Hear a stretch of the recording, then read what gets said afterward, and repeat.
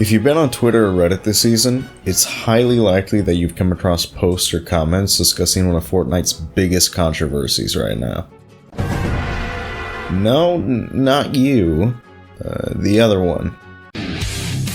Okay, that's valid, but it's not what we're discussing today. What I'm talking about is the new Locker UI. As part of my master's course, I recently took a class that leaned heavily on the topic of user interfaces and how it affects the user experience. And this is what inspired me, a longtime Fortnite player, to take a shot at analyzing and understanding the new Locker UI and suggesting possible changes and solutions that could better the experience for all players. If you'd like to skip ahead to a particular point in the video, the timestamps are on screen and in the description below. And last, before we begin, here are a few disclaimers to consider when watching. To start, let's cover some ground rules. First, intended purpose. With the release of 3 new game modes, Lego, Festival, and Rocket Racing, the new UI now has to account for a new series of cosmetics that we didn't have before, so it's understandable that we can't just remake a one-to-one copy of the original UI. Second, childproof. Considering the new age ratings in Fortnite, we need to make sure that the new UI has to be easy enough that even a child could use it. If adults can't understand it, I can't imagine how confusing it could be for a child. And third, stylistic choices. Unless a stylistic choice has a larger effect on the user experience, I will be leaving it untouched. I know that many users were upset when Epic Games changed the Fortnite font in-game, but it ended up having no real effect on the user experience. Now that this has been settled, let me explain why I decided to fix the new UI to begin with. First, current alternatives. I've seen a lot of UI concepts recently that focus on either catering towards players that make combos or catering towards players that use combos. The difference here is that certain concept features only benefit one side of the locker. If it's easy to make a preset but difficult to select one, or vice versa, then the locker will still be detrimental to players. My goal here is to make a concept that makes preset creation easy and preset selecting fun, while resolving the shortcomings of the current UI and recent UI concepts that don't cater to the locker in its entirety. Second, too many inputs. Every time a user has to click, press, swipe, or scroll within a user interface, the user is less and less likely to continue using this interface. For me personally, I just stopped making preset combos altogether because of the overwhelming amount of inputs I had to make. So, in order to make a successful locker iteration, we need the amount of user inputs to be minimal. And third, side effects. When a user interface does its job well, it will encourage players to participate in activities that require that user interface. On the contrary, if a UI does things badly, it can end up affecting many things on the platform as a side effect. It's likely that the new UI has caused players to feel less motivated to buy cosmetics, use cosmetics, or even play in general, which could end up explaining things like the lackluster item shops that we've had in Chapter 5. Now with that said and done, let's dive into the locker. We start out with the character menu, which features a lot of open space and very clean sections, so I'll assume that this was a stylistic choice more than anything. Despite this, there are a few things I noticed right off the rip. When you click on Save Character, it takes you to the Save Character section, but it doesn't actually directly save to any preset, meaning that you still have to scroll down until you find an open preset or find a preset that you want to overwrite. I would suggest that there be 2 save options here, one that says Quick Save, which would save your current cosmetics over the preset you're currently on, and a Save as New option, which would autosave to the next available preset that you have, prompting you with naming your preset. This should make saving a lot quicker for players and avoid having to scroll through their saved characters just to find an open spot. Next we have the Options button. Some of the options here were previously featured in the locker UI by pressing certain icons, but I can appreciate that Epic switched to text buttons since the icons were never really that intuitive. Regardless, I think the right balance here would be to remove the Options button and instead feature these options via hotkeys, like we've seen in other menus. This would make it so players don't have to open an additional menu just to make a small adjustment. Another minor detail I noticed is, why do we have auras here? Most players relate the character menu to Battle Royale, so it seems a little bit strange that auras would be here instead of in another music-related menu. And also, because of the layout between the character section and the save character section, you get the impression that you would be able to scroll down to reach this menu, but you can't. You need to click on it in order to access it. But this isn't very legible since the area is grayed out. I would suggest that Epic make this section accessible by adding a long scroll or double scroll, so it wouldn't be easy to accidentally open, but it can be easily accessed by users when intended. Another positive change that I would recommend is for Epic to add a small slider to the saved character section that would allow users to choose the size of the saved character icons. It would be a small quality of life change, but it would make the locker so much more visible for players. Going through the actual cosmetics now, there are quite a few issues. To start, hovering over an item will automatically preview the item on the left-hand side, which on its own is not a bad idea, but because of the way that editing cosmetics is done now, this becomes an issue. Let me explain. Let's say I want to preview one of Rebirth Raven's styles. So I hover over her icon, but then I decide I want to rotate the skin. Well, in order to rotate an item, you need to select it first. So I select it in order to rotate it. But remember, I only wanted to preview the item. I didn't want to use this skin. So, when I back out now, this skin is unfortunately selected. Here's what I would do to fix this. I think Fortnite can keep the hover over to preview feature, but we need a confirm or apply button along with the other options. This would allow users to not only confirm an edit style, but also to confirm the skin they selected. Backing out of one of these selections means not using that selection. Meanwhile, if you confirm it, it will add it to your loadout. Besides this, at the top of our menu we see the Sort and Filter button. When clicked on, it opens a new menu, which requires players to scroll through its entirety in order to see all of the sort and filter options.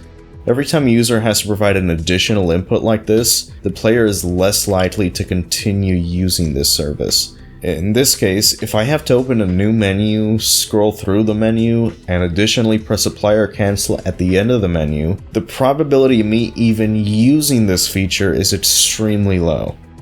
I would suggest that we keep the sort and filter button, but clicking on it opens a smaller attached menu, and taking one of these sort and filter boxes will auto-refresh your locker to show the cosmetics that would apply. An extra addition here would be to add a reset button, so that players don't have to unselect all of their previous filters. This will make it possible for players to adjust their sorting options in real time, while being able to actually view their cosmetics instead of having to open a menu, view their cosmetics, then open the same menu again to change filters, and so on and so on. I also recommend that Epic Games remove the 3-button prompt underneath the cosmetics, and instead replace these options with hotkeys as I mentioned previously. You do not want to know how many times I've tried to preview swinging a pickaxe, only for the small options menu to disappear because my mouse was 0.01 millimeters off. Speaking of pickaxes, Epic, we are 5 chapters in. It's time to let players preview their pickaxes, gliders, and wraps. The same way we can view skins, backblings, and contrails. Players want to see how these items fit in with their other cosmetics, so seeing our floating item in the middle of our locker is a hugely missed opportunity for quality of life updates. I can understand if Epic doesn't want to add this feature inside the item shop, but it should at least be an option for players inside their own lockers. Finally, the last fix to mention here is the lack of rarities. Players love to see visual indicators of what rarity their cosmetics are.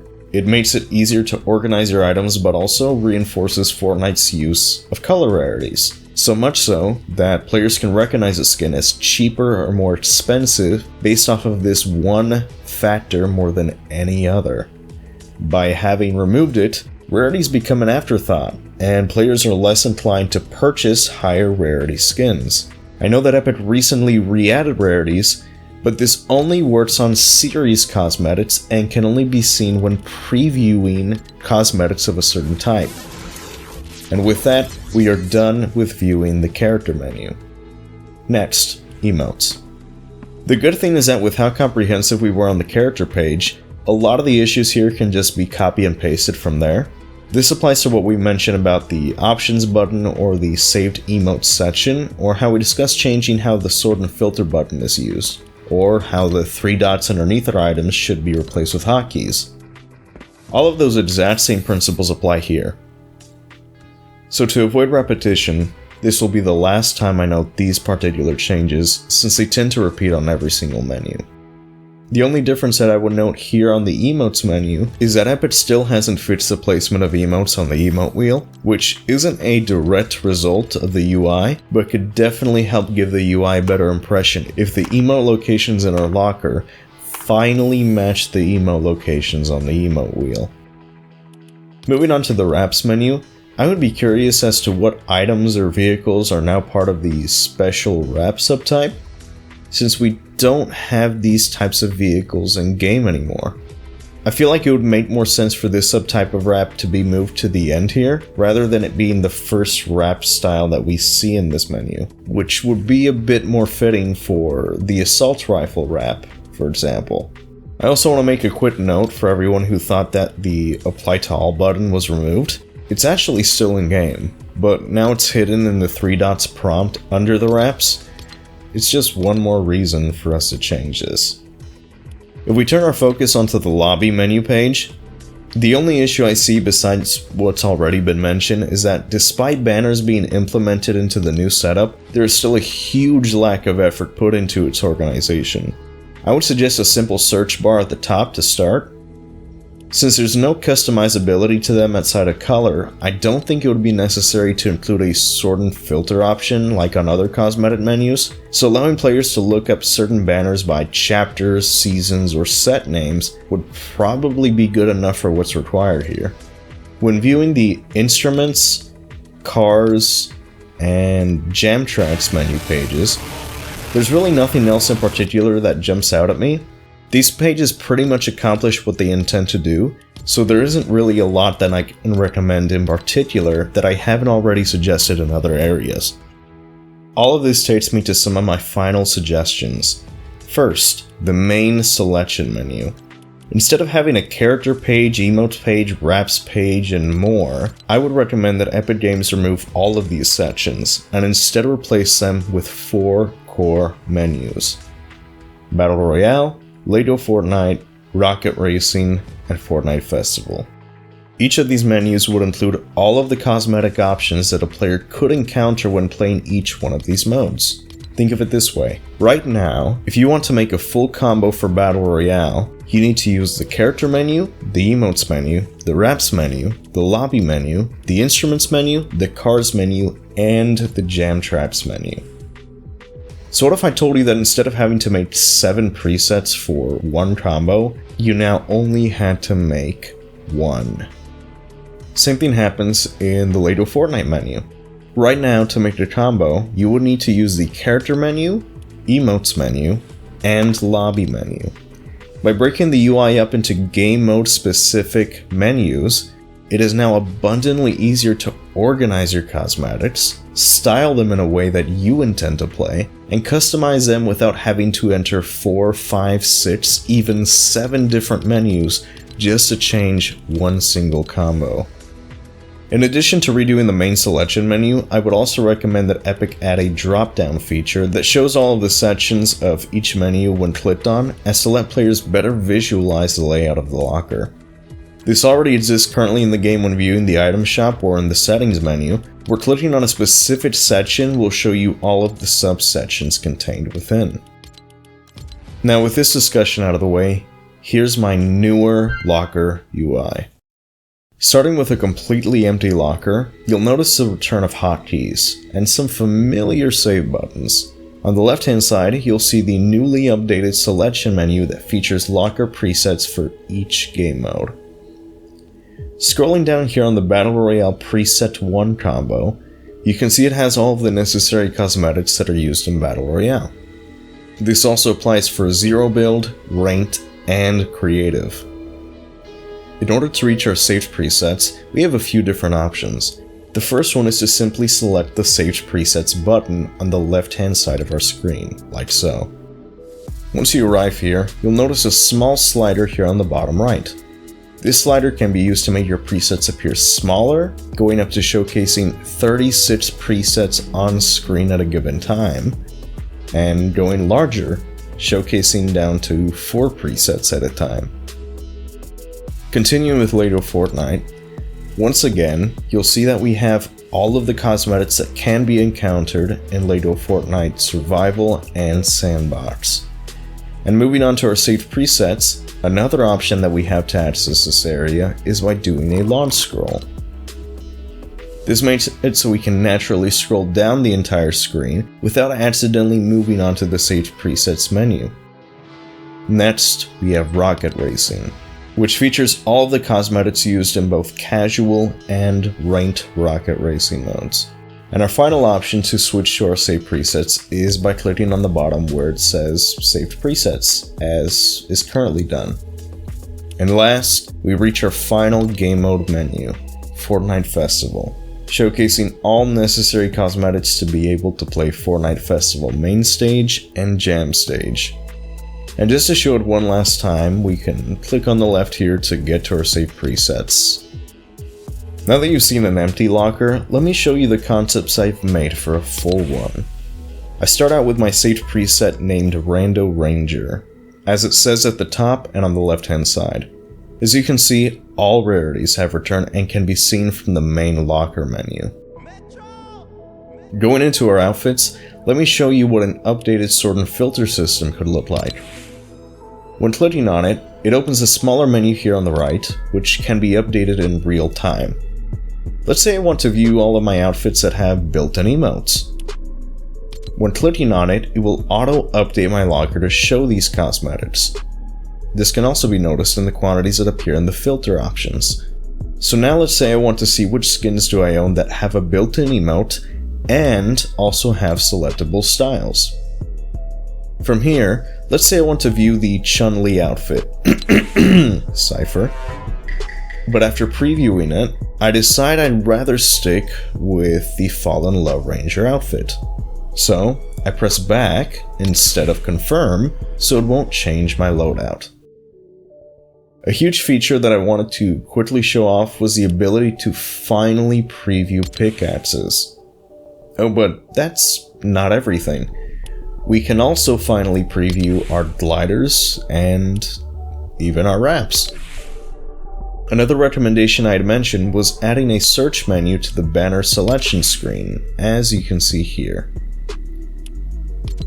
A small adjustment I should also note is that when changing your preset's name, for example, let's rename Rando Ranger to TEST space 1 and save, you can see that this updates the name at the top of our screen and in the menu on the left hand side. The next feature I want to showcase has been requested for years, and that's the ability to see selected styles in our locker, as seen here in my saved presets. And last, just one more minor feature. When selecting the LEGO Fortnite preset menu, your outfits will auto-appear in their LEGO versions, so you don't have to go back to the lobby, switch to LEGO Fortnite, and then come back to be able to see your outfits in their LEGO iterations. And with that, my name is Josh, and I fixed Fortnite's new locker UI so Epic Games doesn't have to. Thanks for watching.